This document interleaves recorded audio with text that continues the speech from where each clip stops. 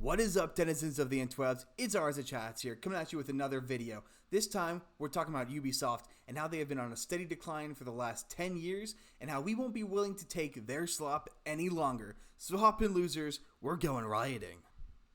Alright, so the very first thing I want to talk about is this slightly older article from 5 days ago from Tessa Cower over at The Gamer, how she is going in and giving her own mind on the whole K vs face situation and how she is completely disconnected from reality in it. The only one point in this article worth making is her saying the chuds are right, K vs face does look weird, it's not the reason they tell you though. And then she goes on to cope, saying how it's not because of DEI or anything like that. The only reason K vs face looks weird is because of technical limitations. To which I would have to rise you once again with games from 20 years ago, Stellar Blade, and pretty much any game that isn't a modern DEI-infested piece of crap. Furthermore, if you look at other games made in the West recently, such as Mortal Kombat 1, you can see that is a clear choice and deliberate action to make these female characters as ugly as possible while usually sparing the men. The only game of recent time that didn't do that was Mortal Kombat 11, where they kind of just made everyone really ugly, including Johnny Cage. I have a lot of issues with the Mortal Kombat stuff, and I'm waiting for the perfect time to release a video discussing all the problems with Mortal Kombat 1. I will probably be doing that when Chaos Reigns drops, so don't worry, I will be discussing the sex swapped Cyrex and Sector, and that will be a very long video, and I will be very, very frustrated in it. It'll be very fun to watch. Now, moving on off of this piece of trash article, we're going to go right over to Smash JT. Hail Smash JT, he does great work as per usual. He mentions a few things. He mostly talks about the stocks, which we'll get to in a second. But the one point that he really goes deep into is this line right here. Gamers have grown increasingly frustrated with Ubisoft's agenda. And I only have one issue with that point. It's not that gamers have grown frustrated with Ubisoft's agenda, it's that people have. All of these people are talking about how Ubisoft will probably be saved with Assassin's Creed Shadows. They think Assassin's Creed Shadows is going to do really well because Assassin's Creed Valhalla did really well, Assassin's Creed Origins and Assassin's Creed Odyssey, they all did well, which I'm not going to sit here and deny. Problem is, each one still had diminishing returns regardless of how good they were, and they had the appearance of being integral to their setting, whereas Assassin's Creed Shadows is clearly not at all integral. A lot of the people in these spaces, such as YouTubers like Yellowflash, all say that they think that the normies are going to eat up Assassin's Creed Shadows. Now, I myself am not a normie, but I do know a lot of normies, and even the normies are hearing about all of the drama involving Yusuke and the bad settings, the fact that they're using Chinese lettering, architecture, and whatnot, and all these problems that Assassin's Creed Shadows has.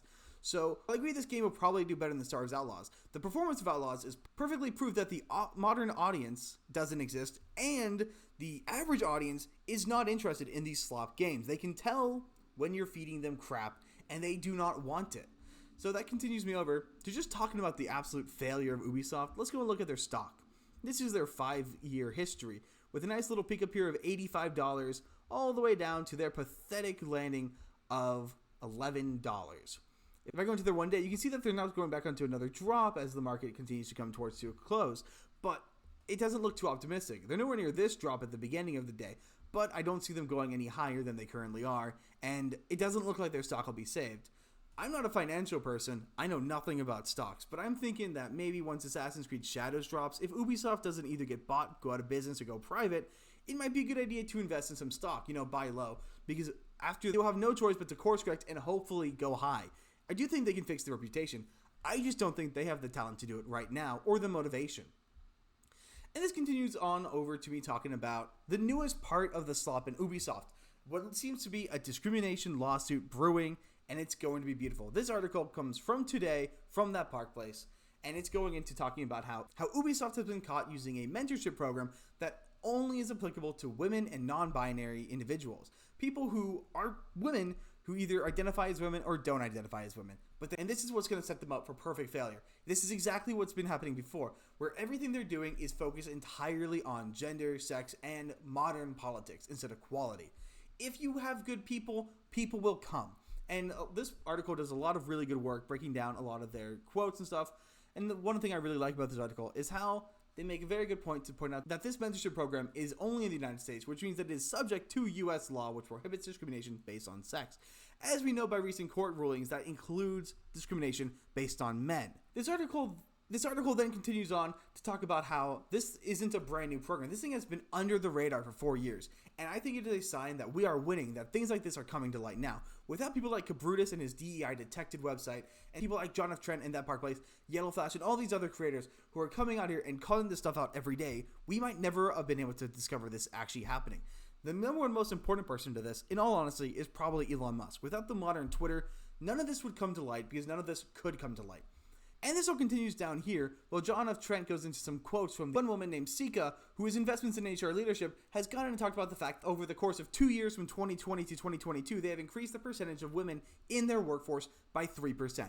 And don't get me wrong, if you could have 50% women, 50% men, and it'd be perfectly fine, I would think that is the greatest thing in the world. I have no issue with women working in STEM or gaming. The problem is, what they're doing to allow for these women to work is accepting women who do not belong in the industry because they are not qualified and do not have the intention or integrity. If you remember, Ubisoft is the source of Black Girl Gamer and Sweet Baby Inc. The people who founded those companies came from Ubisoft, which tells you everything you need to know about the HR culture in that studio. Sega also goes on to continue talking about how a third of all hires over the last year were women. Additionally, we have 42% women on our executive committee and 45% of women on our board as Ubisoft. Now, I don't know about you, but I feel like a board of a company should represent the employees and the values of the company. If the employee system is 75% male, it stands to reason that you would want probably 75% board members, 75% executive committee. They should represent the audience and the people working there. If there is a diametric opposition between the people who work there and the people who run there, you're going to run into issues. And if you look, that's exactly what Ubisoft has. With Skull and Bones, Far Cry 6, Assassin's Creed Shadows, Star Wars Outlaws, and all these other games that have been nothing but flops and will continue to be nothing but flops, it is all slop. You know, I figured it'd be a good idea to go back and look to see when was the last time Ubisoft had an objectively good game.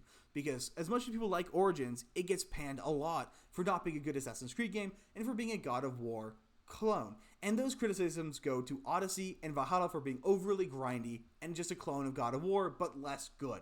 The last 3 games that I could find, you had Blasphemous, which was an indie game that was simply published by Ubisoft. Air Memories Evolved, which is the same deal, an indie game published by Ubisoft. And then finally, the last actually good Ubisoft game, Assassin's Creed Unity. Came out in 2014. That is the last game that I remember playing that was good, that I've heard people say was good, and the last game that ultimately was good. Now, the last piece about Ubisoft that's really concerning isn't actually entirely about Ubisoft, but it does mention it, and it's a little bit of an older article coming from August 30th, but I think it's still important to mention how we have Baldur's Gate 3 developer who decides to attack Ubisoft and Star Wars Outlaws for their pricing and thinking that the game is way too cheap. To which I'm saying, are you insane? Outlaws was a 70-based game. If you wanted to get everything, you're paying $140. That's not reasonable for anyone. No game should cost $140 at launch. I don't even think any game should cost $70 at launch. I think the best of the games should at most cost $60, and the majority of games should just be around the $40 price line, if I'm being completely honest, based on the amount of time you get out of them and the value you get out of the game. The 2 main points made in this article are down here where the developer of Baldur's Gate 3 says that he thinks the game should be priced according to quality, to which I agree. Problem is, the quality of most video games, especially Ubisoft SLOP, and anything we've been getting over the last few years, isn't even worth $40. I wouldn't pay $20. You know when I'm going to buy Assassin's Creed Shadows? When it is on sale for $5. Because that's what I did with Odyssey, that's what I did with Valhalla, and that's what I did with Origin. I bought those games at $5. I bought the DLCs at $2.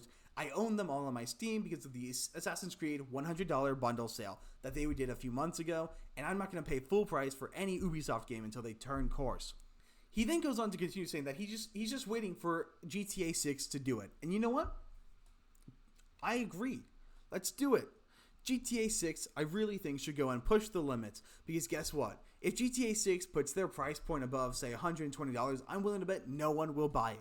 The servers will be empty and dead. The microtransactions will not be flowing. No one will be playing it. People will still be playing GTA 5. And you know what? If they shut down the GTA 5 servers, because I can see them being just that petty, no one's going to play. They're not going to buy the game. They're going to find something else to do.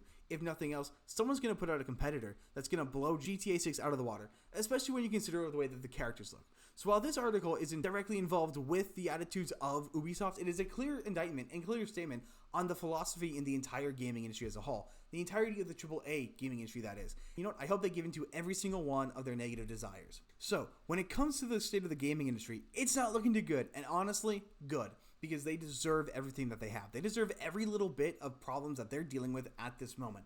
And you know what? I hope they go forward and keep doing this stuff. And as everyone's been saying that Assassin's Creed Shadows is probably going to do pretty well, I do think it's going to do better than, say, Star Wars Outlaws. But it's not going to do even what Assassin's Creed Valhalla was doing. And that was a reduction on how good that Assassin's Creed Odyssey was.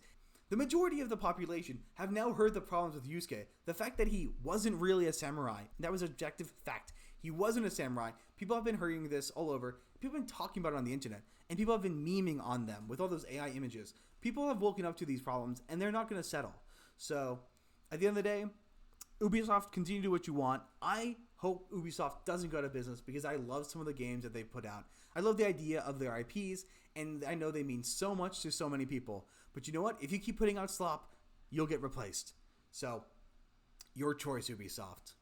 But that's all I've got for today. Thank you guys for coming along and burning down some Ubisoft.